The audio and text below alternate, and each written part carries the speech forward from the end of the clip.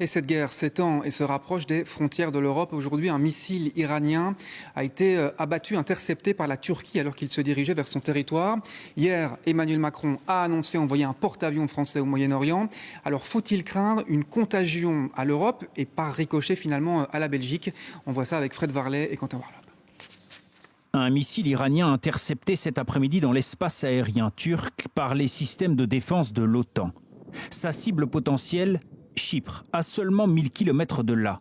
Alors question, l'Europe peut-elle être la cible de l'Iran? Le pays n'hésite pas à menacer le vieux continent. Le processus qui a commencé atteindra bientôt l'Europe. Si certains pays pensent pouvoir rester tranquillement dans un coin jusqu'à la fin de cette guerre, de ce conflit, puis en tirer leur part, ils se trompent lourdement. Le feu de cette guerre est extrêmement contagieux et embrasera le monde entier.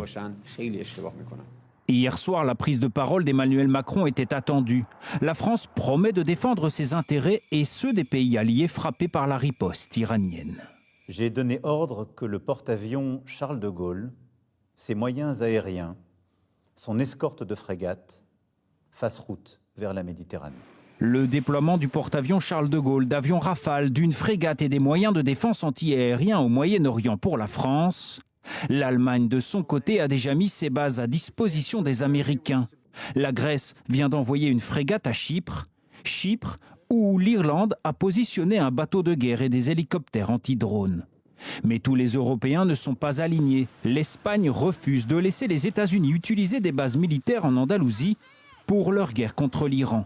Le pays s'attire les foudres de Donald Trump, mais Pedro Sánchez assume.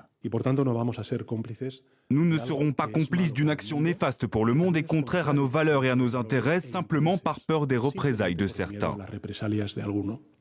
La Belgique, de son côté, n'exclut pas l'envoi de matériel et d'hommes pour des opérations défensives si une demande devait lui être faite.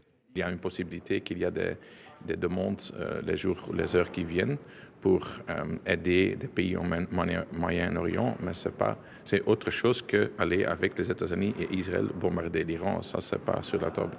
Et la défense s'y prépare? On est toujours préparé.